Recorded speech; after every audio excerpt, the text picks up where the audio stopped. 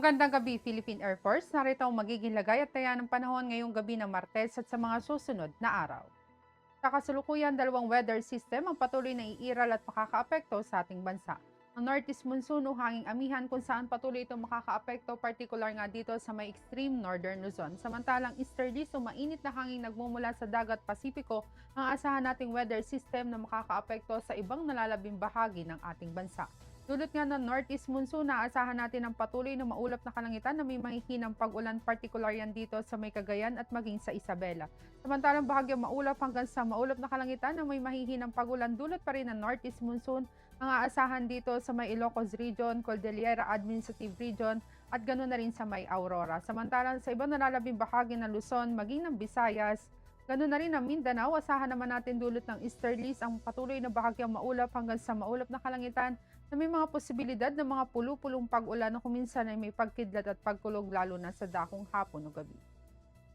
Para naman sa magiging lagay at taya ng panahon sa mga susunod na araw, pagsapit ng Huwebes hanggang araw ng Sabado, aasahan pa rin natin ang generally fair weather, bahagyang maulap hanggang sa maulap na kalangitan na may mga posibilidad pa rin ng mga pulu-pulong mahihinang pag-ulan na kuminsan ay may pagkidlat at pagkulog, partikular yan dito sa Metro Manila, ganoon na rin sa Cavite, aasahan din sa Lipa, maging dito sa Angeles, sa Puerto Princesa at maging sa Kalayaan Island.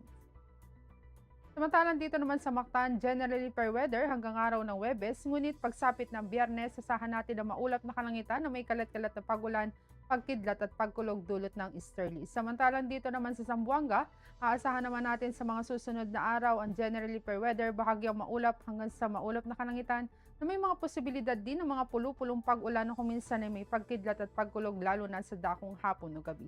Dito naman sa Davao, aasahan natin pagsapit ng Webes hanggang Biyernes, ang maulap na kalangitan, may kalat-kalat na pag-ulan, pagkidlat at pagkulog. Asahan natin may gradual na pagganda muli ng panahon pagsapit ng araw ng Sabado.